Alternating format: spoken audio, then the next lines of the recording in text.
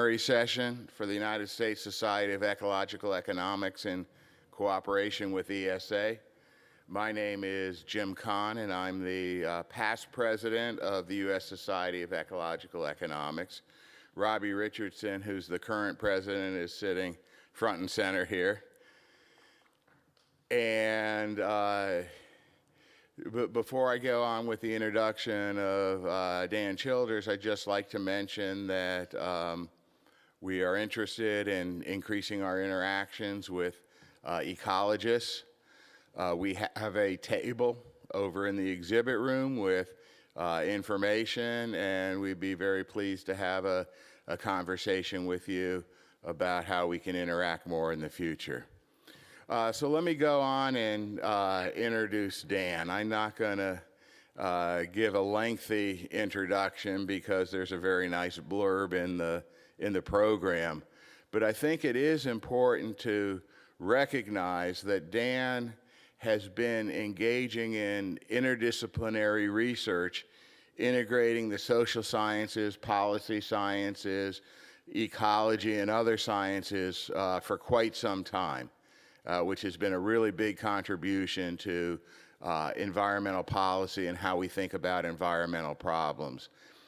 He spent 15 years working on the Everglades. He's worked with the LTER programs. That's how I first met him in a NCAS workshop at Santa Barbara. He's got over 135 publications. He's got grants the size of the GDP of a small country.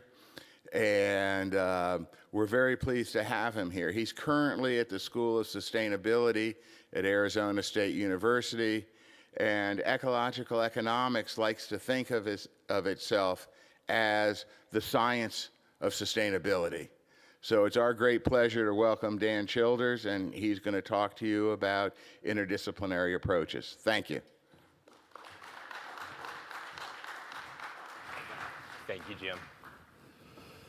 All right. So this is an awful big room for my friends. I want to thank you all for showing up, considering that there's lots of places you could be right now where you could be hearing real science. Thank you to the USSEE board for inviting me to do this. They charged me with telling stories and some lessons learned about interdisciplinary social-ecological science from the Long-Term Ecological Research Network. And I thought I would start with a little tour of how I'm going to spend the next 45 minutes of your morning. We'll start with a little discussion about what this term social-ecological actually means. From there, I'm going to posit that urban ecology is a discipline that is inherently interdisciplinary. I'm going to present 3 examples from the LTER network of social-ecological research and transdisciplinary research as well. And then we'll wrap up with a couple of little endpoints. So let's talk about interdisciplinarity. Interdisciplinarity is a two-way street, right? It requires that you learn how to communicate with people from other disciplines, that you learn their jargon, that when you're communicating with them, that you use less of your jargon than you normally would. It is, to be truly interdisciplinary in our collaborations, requires a lot of respect and a lot of trust, and it requires a lot of time.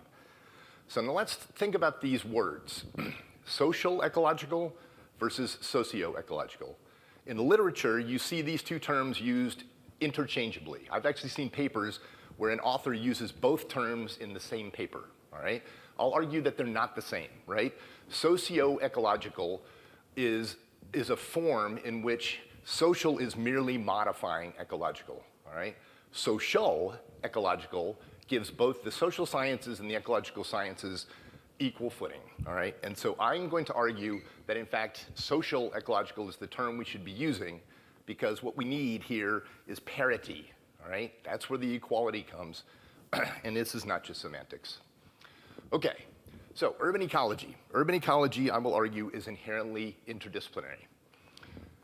And I'm going to walk you through this interdisciplinarity and the way the discipline has expanded through time with what I call a prepositional journey. So urban ecology really got started as a discipline after World War II when the ecologists discovered that there were all of these devastated cities in Europe that opened up all kinds of environments and opportunities for them to go into cities and study ecology, study succession theory, we can study dispersal theory. And so the ecologists went into these cities and started doing their ecology, right?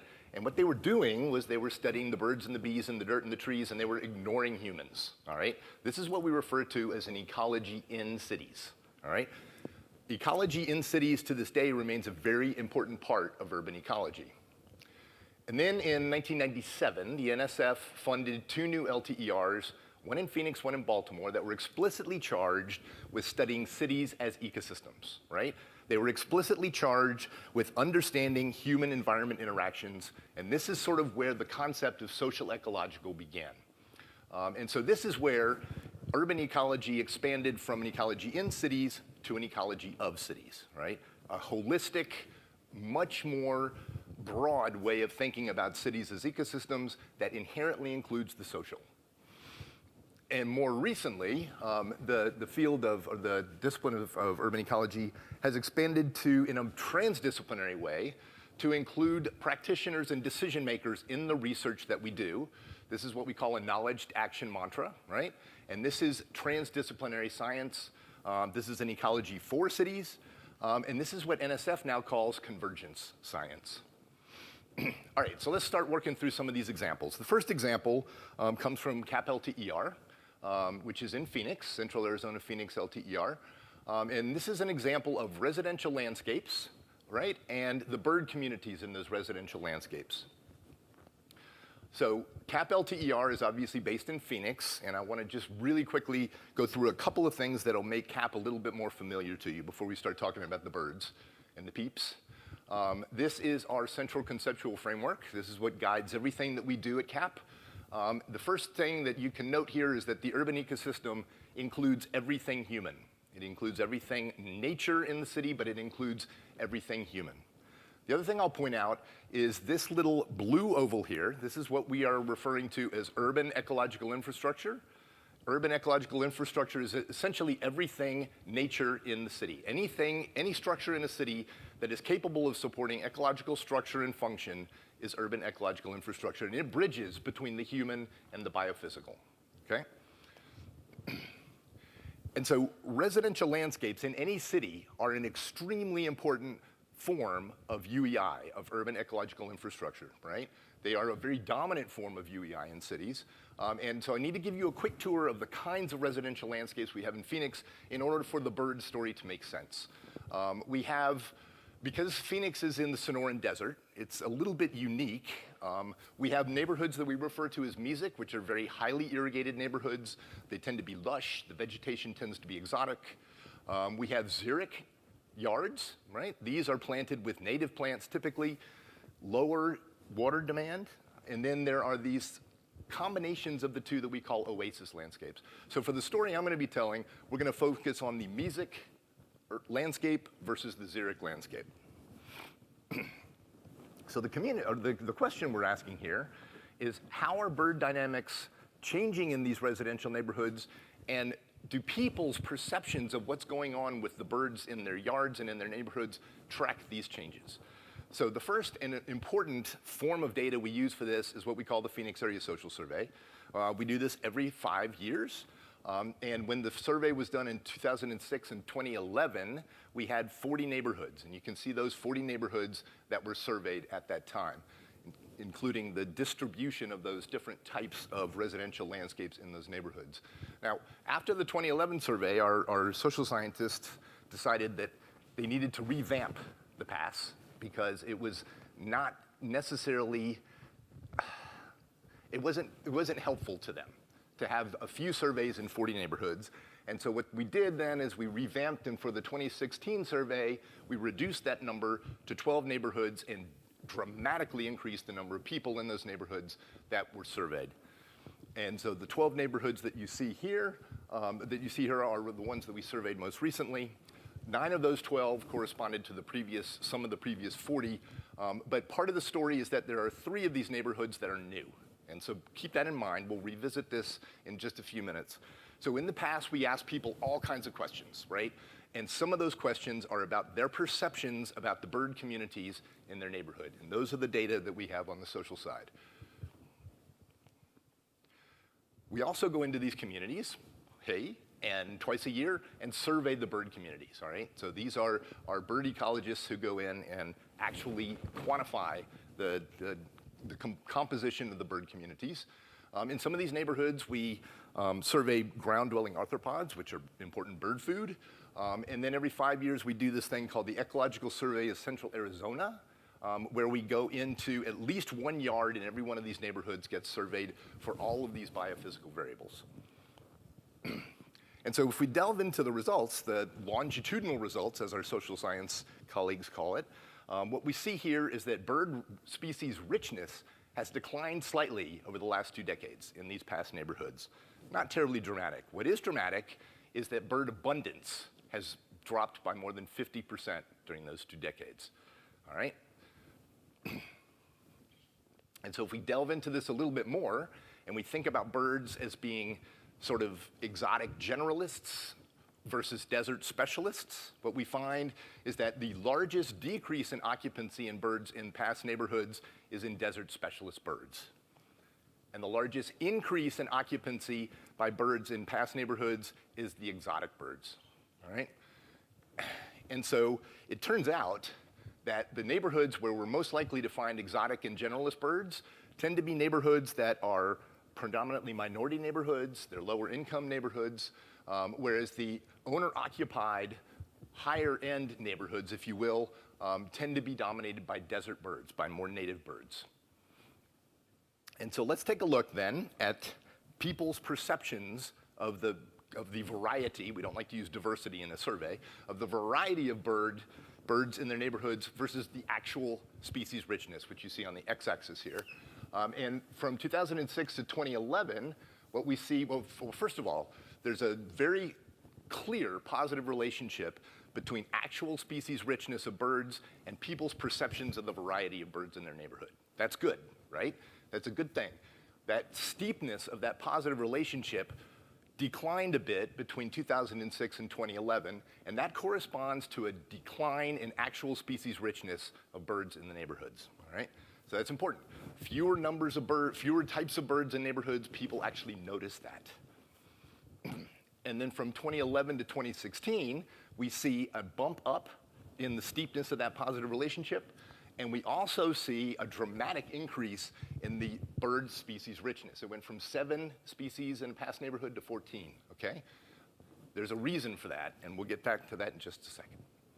The reason for that, well, actually, we'll get to it right now. The reason for that is these 3 new neighborhoods that we added to the past survey for the most recent one that were not part of the previous, all right? And so those 3 neighborhoods you see here, and 2 of them, the one in the upper right and the one in the lower left, are very close to desert parks and preserves. Desert parks and preserves are where native birds like to live, right? And so we think that's the reason for what's going on here. And so take-home messages from this first case study, birds and people, is that we have seen a decline of more than 50% in bird species abundance. Native bird species are showing the greatest decline, exotics are showing the greatest increase. Lower income and minority neighborhoods are much more likely to have those exotic birds and those generalists, whereas higher income and predominantly white neighborhoods are more likely to have the native desert species. And perhaps almost as important is this message about long-term data, and that is that there are times when you have to tweak the way you collect long-term data, right? It's just we learn about the system, and when you do that, you have to be very careful how you interpret the data, all right? How you interpret the data, and that's the reason for continuing to collect these long-term data. All right. The second example also comes from CAP LT ER, and this one is a smaller example, but I like this example because it gets to this idea that one of the transdisciplinary approaches that is particularly useful in cities is focused around this nexus of ecology and design.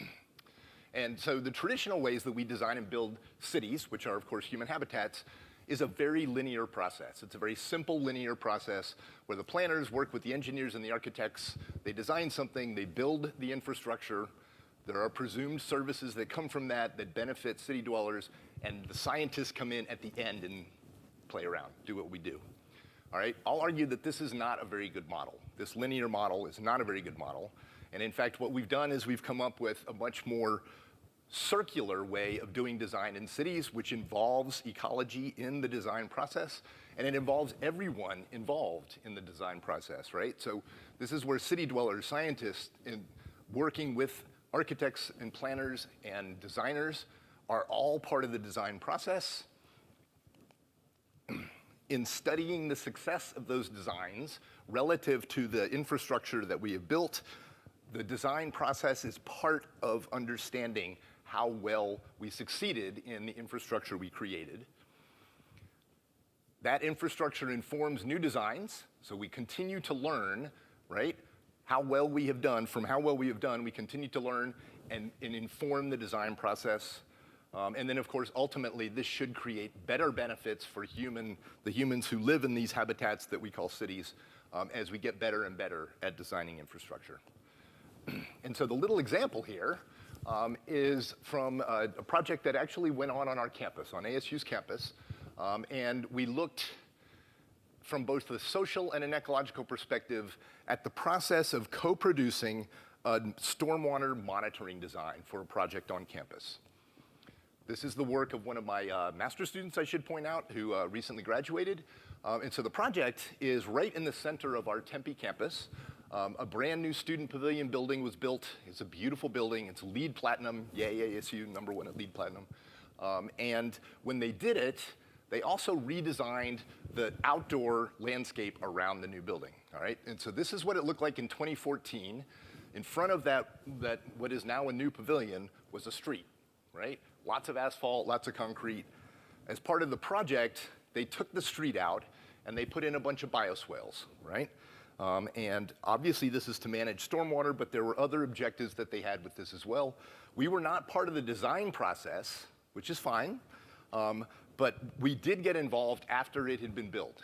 And so if we take a look at what the university architects had in mind when they did this project, this mall renovation, if you will, they wanted obviously social activation, right? Campus should be nice. We needed to increase the ability to manage stormwater on campus. They were hoping by planting plants instead of concrete that we could get some microclimate improvement. But the really important reason that we came into play in this is because the university wants to get CITES certification for this landscape. So what is CITES? I didn't know what CITES was until I got involved in this project. It's actually really cool. It's essentially the equivalent of LEED. LEED certification is for physical structures, for buildings. CITES is the same thing, but it's for the landscape around a building, all right? And so there are explicit characteristics of that landscape that need to be met in order to get CITES certification for the landscape you've put in around a building, all right? And part of those explicit criteria involve monitoring. You need to prove that the landscape you've designed to do a certain job is actually doing the job. Well, it turns out that the university architects had no idea how to monitor stormwater. They had no idea how to monitor the ecological benefits that are coming from this project, and so they came to us because they know that CAP LT ER has been doing wonderful things with long-term monitoring of stormwater for many, many years. And they got us involved in the monitoring plan process. And so they came to us and said, we want CITES certification, but we have no idea how to generate the data that will allow us to get CITES certification. And so we became involved in the process of producing that monitoring plan, that monitoring design, with the architects and with the engineers who built it. And so it would have been easy as ecologists to just come in and say, all right, here's what we think we should do in terms of monitoring. What do you guys think? And then just go in and do our stuff and produce the data and give it to them. But we were interested in learning about how the co-produced design process works, right? How that actually works. And so what we did is we did semi-structured interviews with everyone involved before the process of co-production of the design began, and then after the process to learn how the co-production process actually went. So that's the social part of this social ecological story. So there were folks from the university, Office of the University Architect, and then we had a bunch of architects, designers, and engineers who were the actual consultants who did the job itself. All of these folks were part of the process of coming up with the monitoring design. What we found from those interviews that we did is that the best way for ecologists to understand the way designers think and for designers to understand the way ecologists think was hands-on, all right? Was actually sitting down and doing sketches, was going out and looking at the site, right? Was talking about how it was engineered for this and how that engineering could work with what their goals were in terms of stormwater monitoring, right? We have very clear evidence that there was capacity building on both the part of us researchers and the part of the practitioners. The design itself, I'm not going to really spend any time with this, but this is the design that we came up with the practitioners. I think it's pretty effective. It involved us, after the construction was done, installing a bunch of these auto samplers. There are actually 5 of these auto samplers that are installed on the mall right now. They're all hidden in these little fake garbage cans so people won't mess with them. The monitoring involves obviously hydrology, right? And so we've got hydrology equipment out there so that we can monitor where the water is going and how much water is moving where. Our monitoring involves soil moisture. So we're collecting soil moisture data to see how well these bioswales are absorbing stormwater. And it involves ecological measurements of the plants to see how effectively the plants are using that water in the soil and hopefully modifying the microclimate in a good way. So take-home messages here. I'm not going to show you any of the ecological data. Sorry about that. You should have gone to one of the other sessions if you wanted to see real data. So what we found is that the practitioners at the beginning of this co-produced production of the design for the monitoring, they had really no idea what was involved in it. That's why they came to us in the first place, right? And so we learned about design from them, but they also learned about biogeochemistry and ecology from us, right? Which is good because that's the feedback in the design process that should mean the next time we do this on campus, things will be done perhaps a little bit better. Not that it was done poorly this time. The interesting thing is that another reason that the University Architect's Office came to us is because they wanted site certification, they needed data to demonstrate that the site is actually doing the job that it was designed to do, but they also wanted to be actively involved in the process of ecological research happening on campus. And so there's this important education component that was part of this project as well. What we found after a, fortunately, fairly wet summer and a number of really good storms is that the system actually did meet its stormwater management goals, all right? And so the engineers, much as I hate to say this, the engineers were right? They got it. It did just fine. We found that that the soils retained stormwater and that the plants that were living in those soils transpired a remarkable amount of that stormwater as well. And so there was definitely some evidence for some microclimate mitigation. In terms of the quality of the stormwater, how well it's being treated, those data are a little bit more equivocal. Maybe that's why I'm not showing them to you this morning, but I think it's because the system was so new, right? And so the system hasn't really settled in biogeochemically just yet. The other really cool thing that came out of this is that the University Architect's Office is now so interested in this that they've come back to us about another stormwater project on campus. They want us to monitor what they're going to do with this one, and this time they asked us to come in and collect data at the site as it is now before the design transformation happens, right? And so we'll have stormwater quality and quantity data at this other site, which we're already collecting now, before and after the design intervention, which should make it even more powerful. All right, the third example, take one more drink, is a shorter one. And this one comes from another LTER. This one comes from the Florida Coastal Everglades LTR. And this is a really cool story of serendipity. This is a cool story of the co-production of research, the transdisciplinary co-production of an entire research program by academic researchers and by resource managers, right? This has been going on at FCE for almost 20 years. The program was funded in 2000, so it's almost 20 years old. I know a little bit about it because I was the founding director of FCE.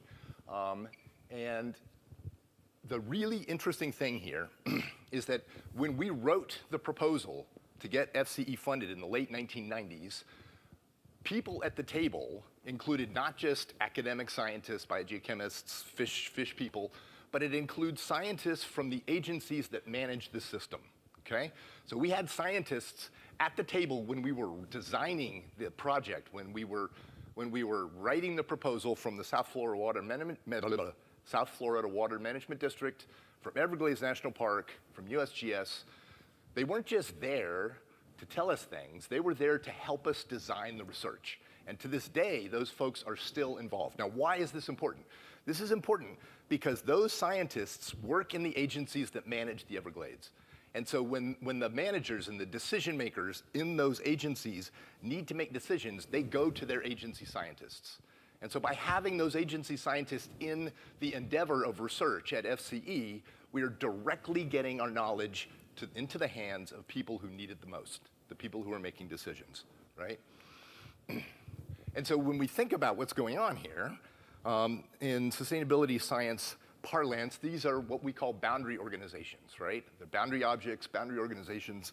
These are ways of cleaving academic researchers with practitioners in a way that information flows between the two as freely as possible, right? So this is sort of the model for what a boundary organization or boundary work looks like. I'll argue that what's been going on at FCE is a little bit more than that, right?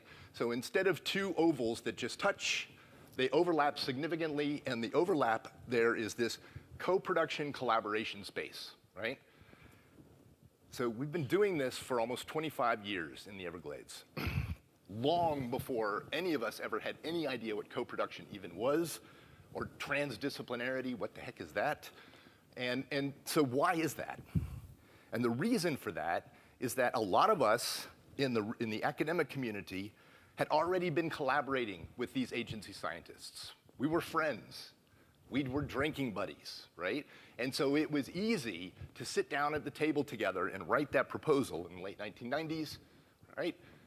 And that led to a serendipitous, transdisciplinary success that we never saw coming. Really cool, really cool. Okay, so I promised to take 45 minutes of your time, and it looks like I'm gonna take even less than that. So you can dash out and go hear some real science here in just a minute.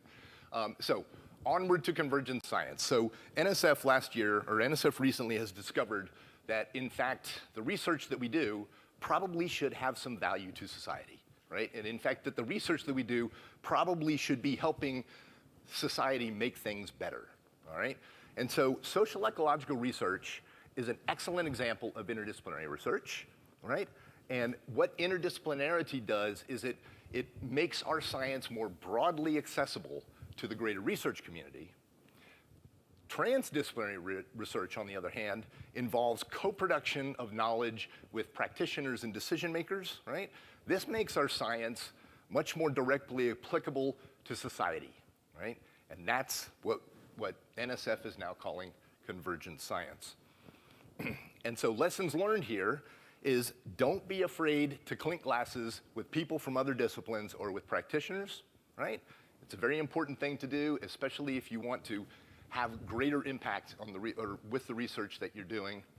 And I'll add one more lesson here that I've learned, and that is that this sort of goes to Kentucky's regressive bathroom law and the fact that the ESA community actually considered not coming to Louisville because of it, right?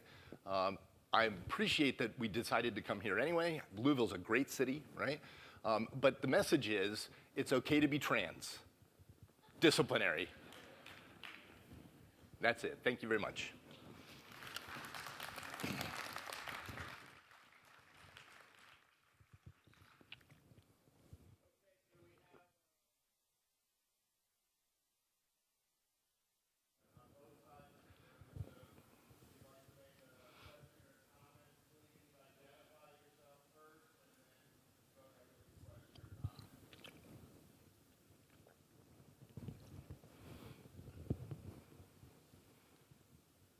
Excellent.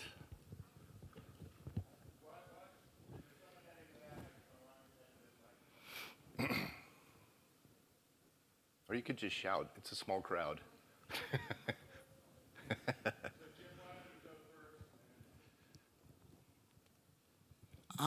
Good morning. Good morning. Thank you for bringing this information to us. I love Arizona. My brother lives in Tucson, and I've been in those mountains there. Anyhow, the point is that how do you connect what you learn at this smaller level to the biggest pictures possible? For instance, you talked about water runoff, but in the conversation this morning, I didn't hear talk about, for instance, transportation. And if you look at solutions to the problems we face, climate change, for instance, they talk about moving towards public transit from auto-centric. So does this discussion, for instance, about transportation modes in the United States get involved in this transdisciplinary discussion so that we can change our transportation behavior? And so that's one big picture question, the auto versus public transit. The other big picture question is the problems you see arise, whether they be the decrease in the bird population or problems in sea infiltration in Florida. That could be due to the population becoming too large for those communities. Does there ever any discussion saying that we should address population issues and we have to talk to the social sciences about why population is growing and what can be done about it? So again, how do you go from these small questions to these really, really big questions? Wow. Okay. I think that the questions that you're asking fall firmly in the realm of sustainability science. This is what sustainability scientists are trying to do now. Sustainability science is actually not a discipline, it's a field, because it inherently includes knowledge and researchers from a huge array of disciplines. I am a sustainability scientist. I don't do transportation. But we do have people at ASU who are involved in CAP LT R and in other large sustainability-oriented programs that we have at ASU who do transportation. They're engineers. I don't know that there is an answer to your question. I think you make a very good point.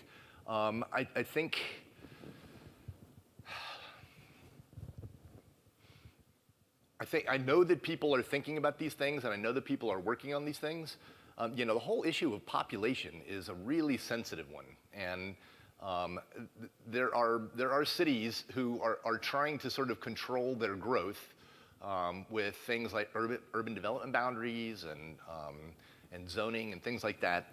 And inevitably, what you come up with against when these kinds of things try to be implemented is the argument that more people means a larger tax base, and a larger tax base is a better city, right?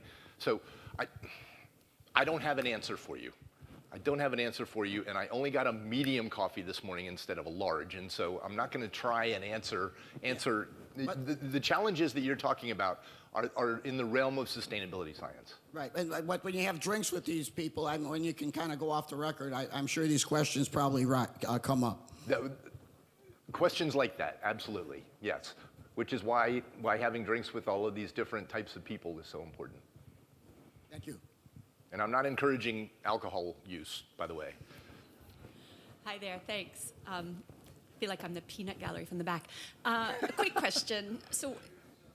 Sorry, I'm Kirsten Olson. I'm from University of Hawaii. Lovely. Yeah, so a quick question is, what is the difference in your mind between convergent science and what people call transdisciplinary? And I mean, the transdisciplinary was supposedly applied problem-solving interdisciplinary research. So is this something different than that? So I think there are a number of different definitions of transdisciplinary science. The one that I think about is that it's the production of new knowledge with practitioners, okay? And in the process of working with practitioners on research to produce that new knowledge, they're part of the process of asking the questions in the first place, right? And so the questions that drive the research and produce the knowledge are directly involving what the practitioners need to make better decisions. That's what I think of as transdisciplinary science. That's how we get our knowledge into places where it's useful to society the most quickly, I think. That's what NSF seems to be calling convergence science now. And so in my mind, there's not really a difference between the two. But it sounds like your definition of transdisciplinary is a little bit different from mine, and that's fine. That's fine, because there are a bunch of definitions out there. Sure. Dexter Locke, USDA Forest Service, Baltimore Field Station. Uh-oh. One of the major concerns in the science policy interface is the credibility of the science. And I'm wondering how your team navigated that in the site certification when there would seem to be some potential for conflicts of interest of ASU wanting the certification and wanting you to provide the basis for the certification. I trust your science. How do you convince others? Right. So you think that when ASU, so it turns out that you need to have 3 years of solid monitoring data to get site certification, right? So we're still ongoing in this process because we're still in our first year. And so your worry is that when ASU actually sends in their package to wherever it goes, to the site's review committee, wherever that is that they're gonna look at it and say, we don't trust these monitoring data because faculty at ASU collected them and analyzed them and interpreted them. And that you're worried that they'll come back and say, why didn't you get an outside consulting company to do this? Because they're independent. I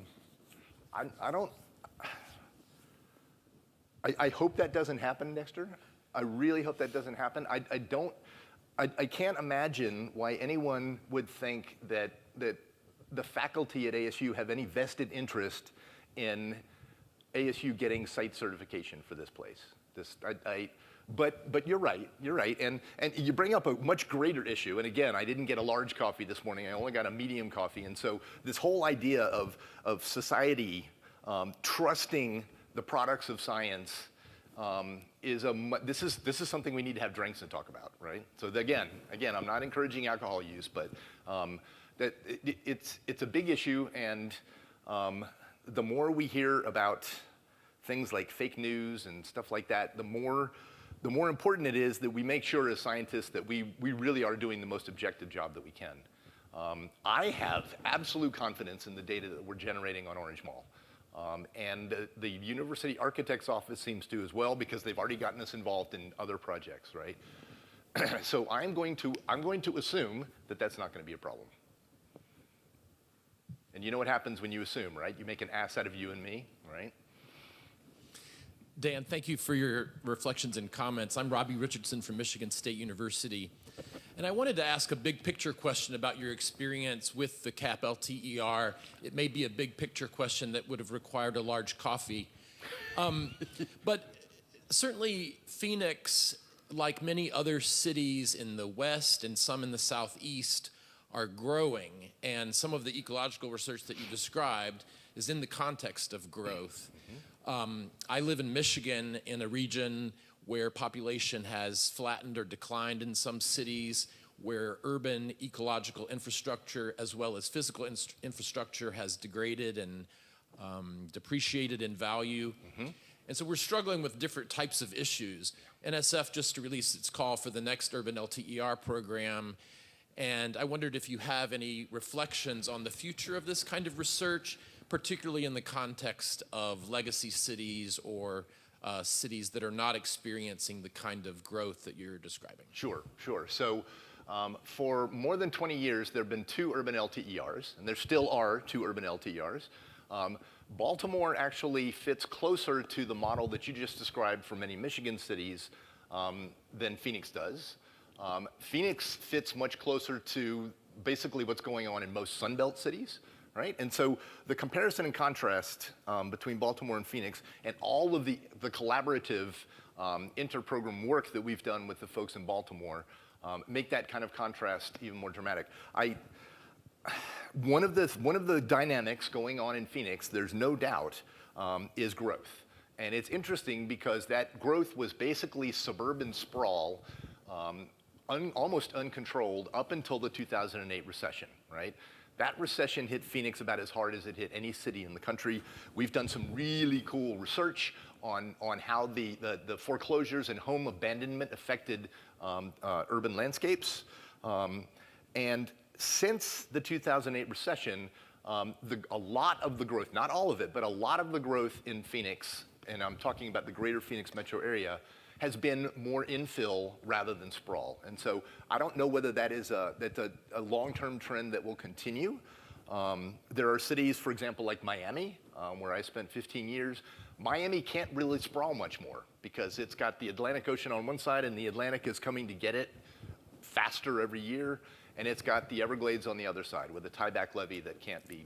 And so some of these cities are growing in ways that require infill because they have physical boundaries. Some of these cities that have a history of sprawl seem to be, probably without any real direction from the top, seem to be reducing that model and focusing more on infill.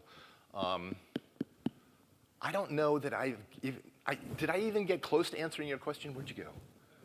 You moved over here, yeah. And so there's a lot to be learned from both kinds of cities, from shrinking cities and from growing cities. One of the arguments that we made, so Stuart Pickett, who's in the back of the room here, and he can talk about Baltimore a little more in just a minute. Stuart Pickett and I, for 5 years, co-directed an urban sustainability research coordination network. And one of the conceptual framework that we used to sort of guide the work of that RCN was a framework of the way urbanism or urbanization in cities are evolving. And one of the arguments we made is that probably the best place for real sustainability success stories, for really rethinking the way cities grow, are places that aren't cities yet. The places that simply are not cities yet.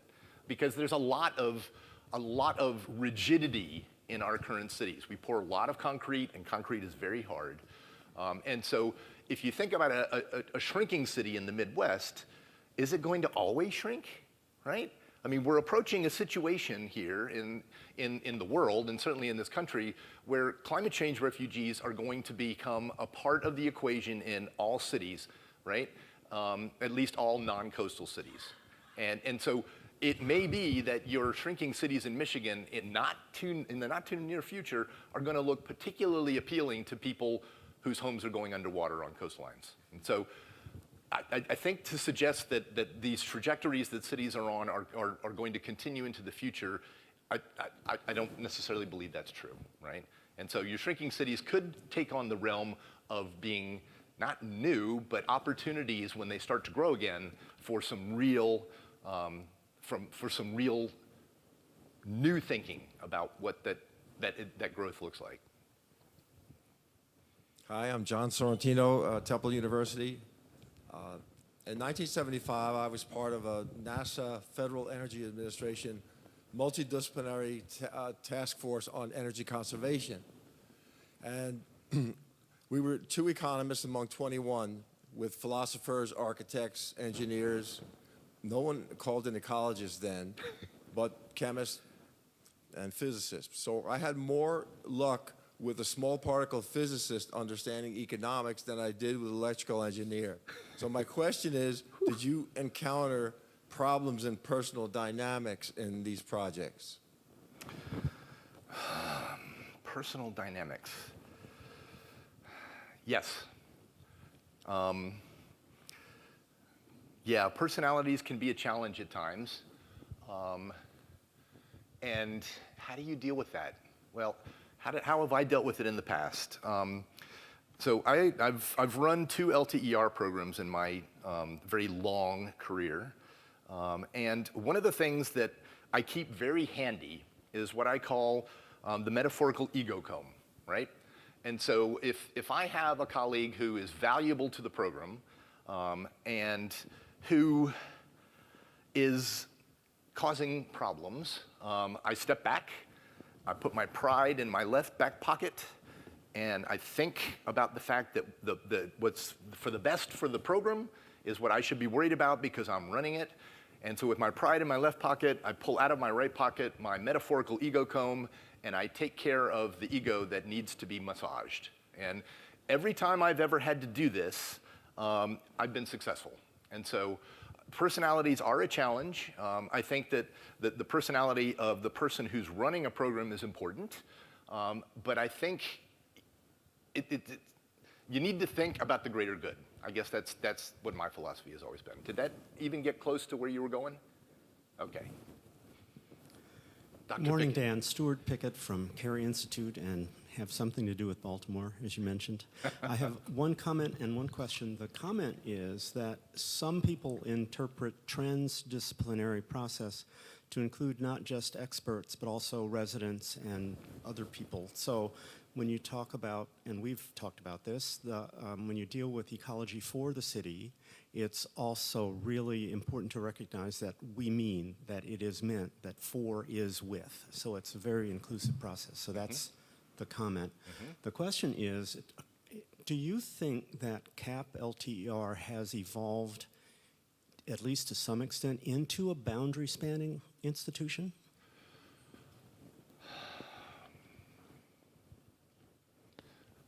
I think it is. I think it is evolving that way.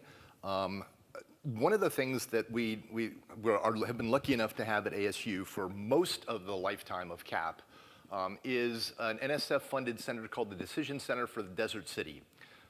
And that's been funded by the, let's see, I can't remember the name of the program at NSF, but they've been funded. They're wrapping up now after 15 years of funding, and DCDC, as they call themselves, was explicitly funded and charged with being a boundary organization, right?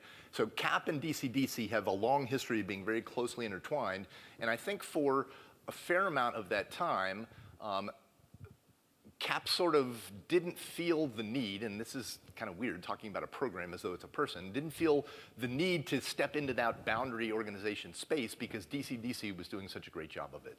I do think that a number of people at CAP, and certainly, for example, the UREX SRN that is cranking along big time at ASU and in 8 other cities, is doing a phenomenal job of being that boundary organization, that boundary space, right, where this transdisciplinarity is happening. And so I think as DCDC winds down and the UREX SRN winds down, CAP is probably going to be expanding. At least a number of people at CAP are going to be expanding.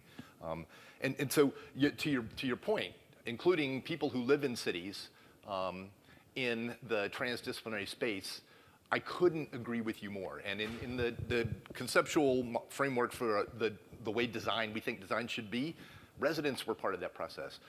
I've always thought that if you look at a city and you think about decisions that are driving the management of that city, most people think about City Hall, right? They think about top-down decisions, but decisions are being made every day in every single household in that city. And I've always thought that if you could somehow accumulate the impact of all of those decisions from a bottom-up perspective, that the impact of that on the what a city looks like and where a city is going is just completely swamps anything that City Hall could ever do. So I could not agree with you more. Thank you. Hi, Amanda Phillips, DeLucas, Carey Institute.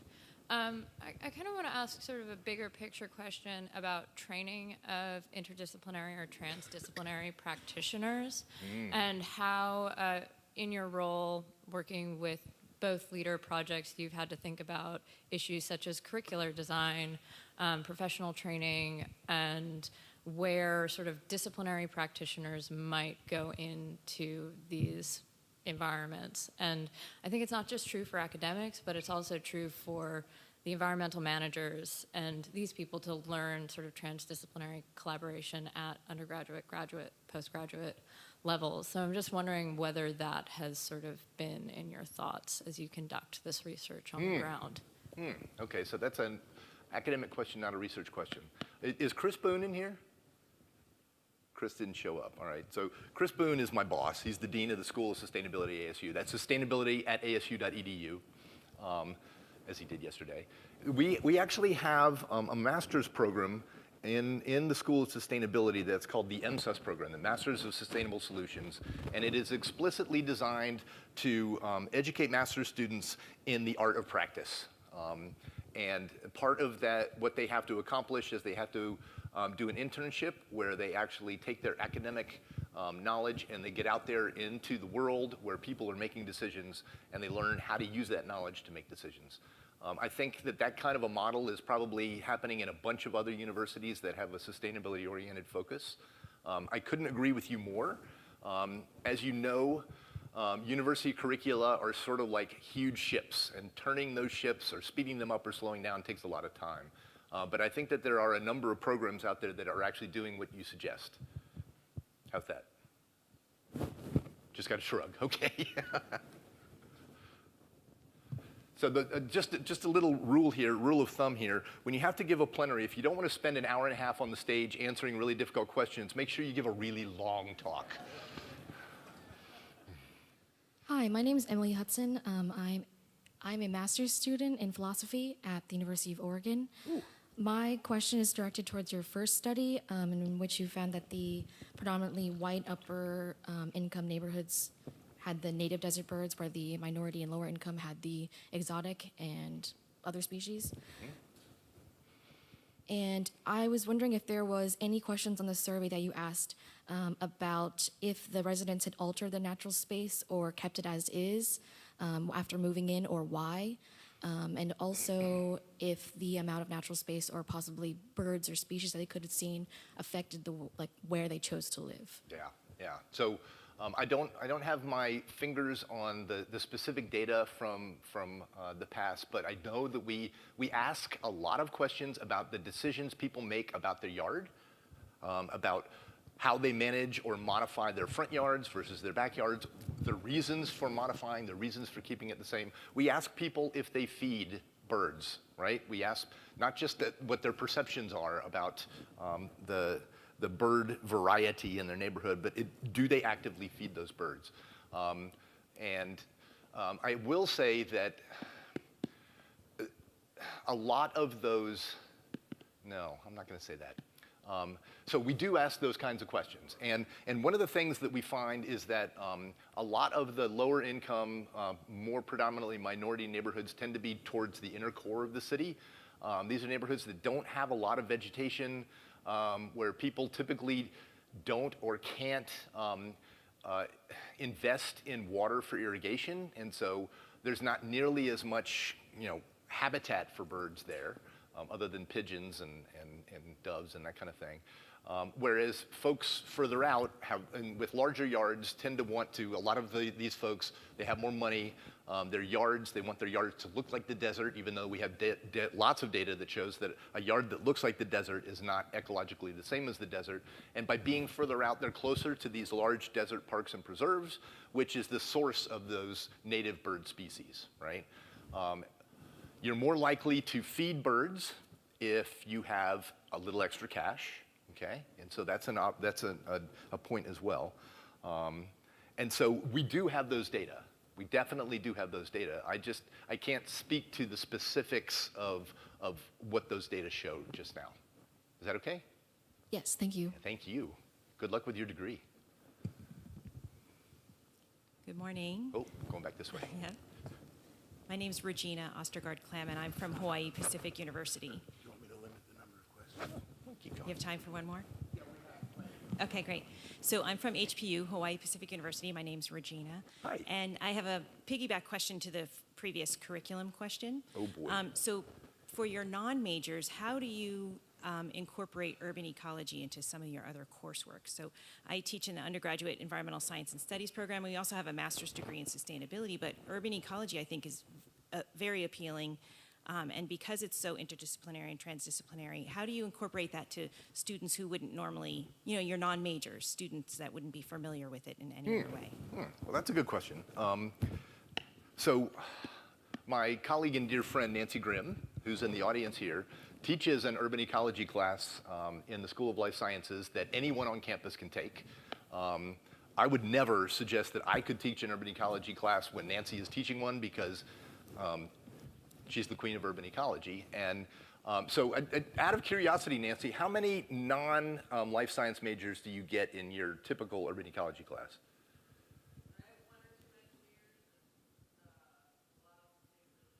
Engineers and sustainability students, yeah. But it's open to anyone, right? Yeah. So, no, I agree with you.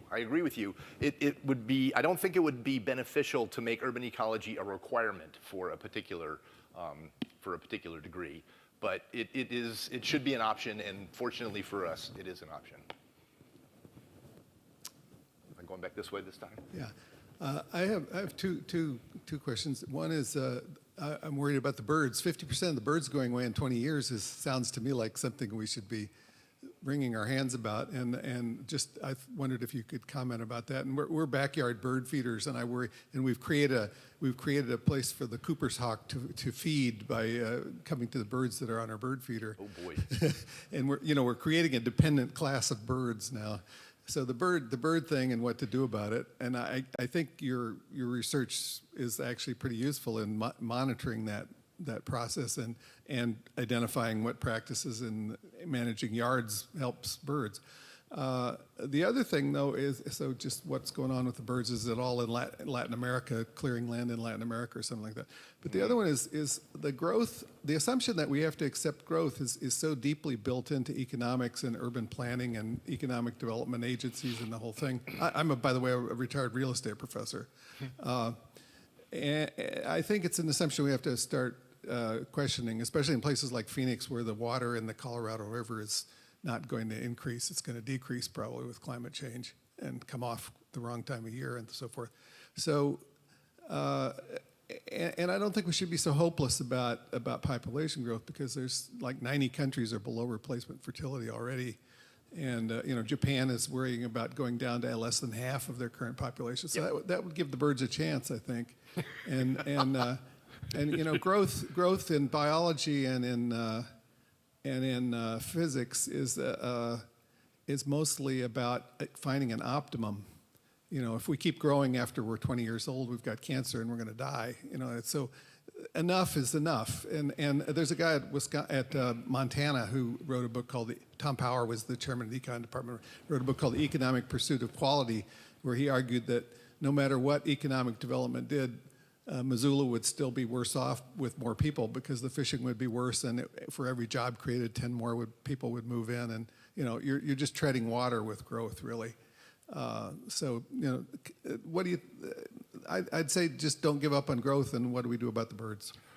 Yeah. Okay. So the growth thing, we have a few economists in the audience, and I should pass the mic to them to deal with that. My understanding of the neoclassical macroeconomic model that's driving pretty much everything in terms of human economics is that it absolutely requires growth for it to work. And it's completely counterintuitive, because nothing can grow forever. But the capitalist system that we're working in says that's the only thing that can happen. As for the birds, is Paige or Susanna here?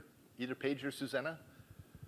Oh, darn. So we have you saw a bunch of references when I was presenting those bird data, and I am not a co-author on any of those papers, but Paige Warren and Susanna Lehrman, who are here, and I was hoping would be actually here in the room, could answer your question about that more than 50% decline in bird abundance.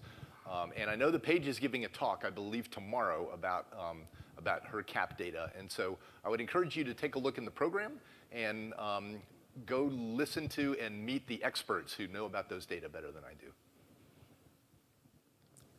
Good morning. This is Mahadeva Bard from Florida International University. Thank you, Dan, for a fabulous talk this morning. Pleasure, Mahadeva. My question is about the co-production of knowledge. You mentioned about two boundaries earlier, academicians and the practitioners. We know that the practitioners are required to involve the general public, this public engagement thing. By law, a lot of regulations require agencies to involve the general public.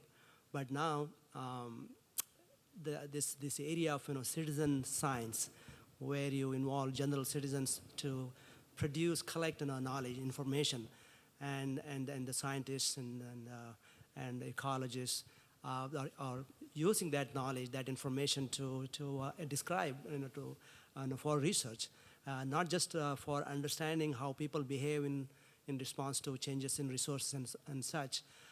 So what's your thought on how the citizen science has really evolved and influenced that co-production of knowledge? That's an excellent point. That's an excellent point. And I think it's another model of co-production.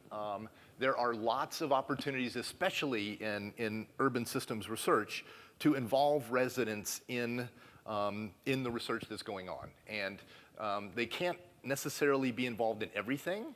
One of the issues with citizen science is QA/QC, right? But there are lots of opportunities to do that. We have a number of long-standing citizen science projects involved in CAP, where we're continuing to generate all kinds of really cool data using people, right? With people involved in the process.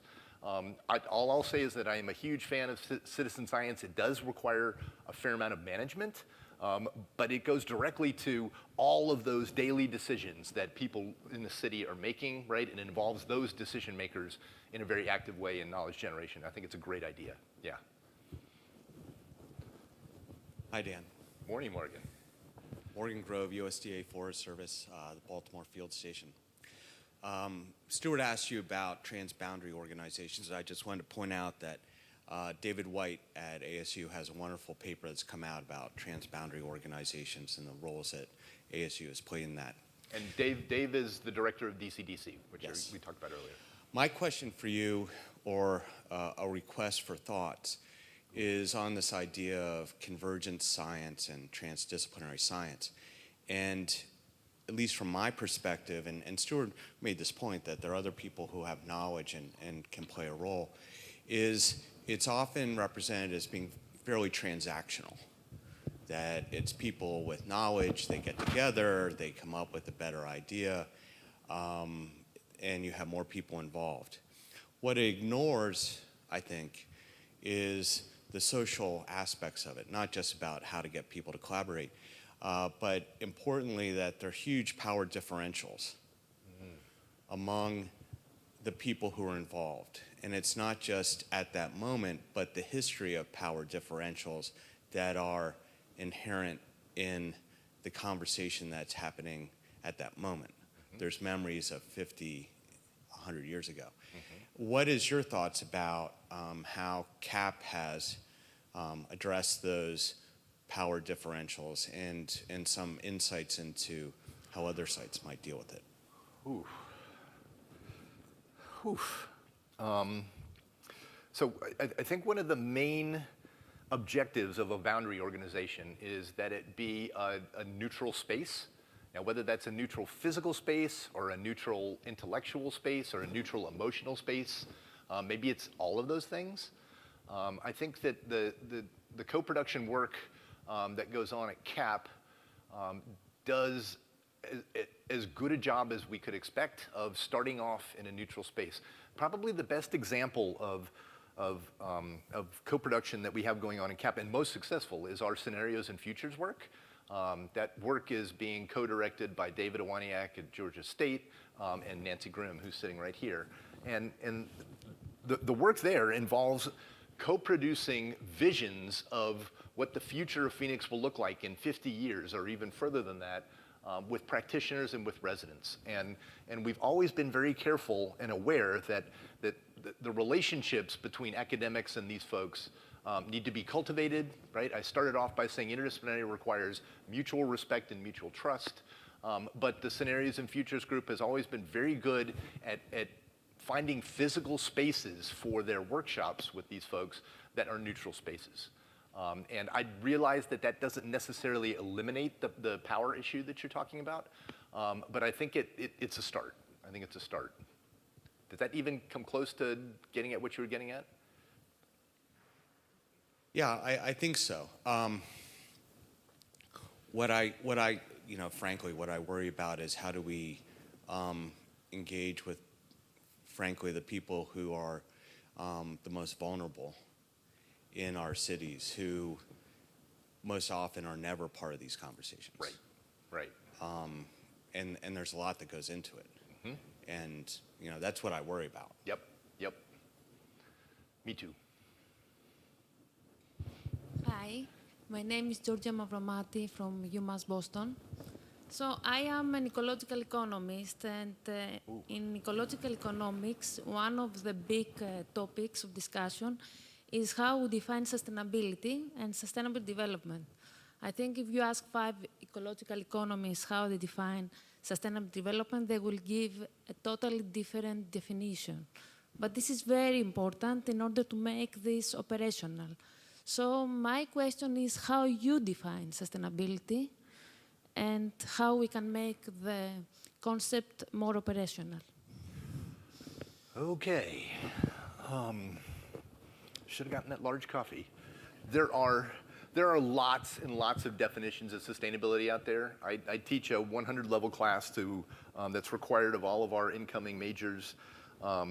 Lots and lots of definitions. I mean, if you go back to the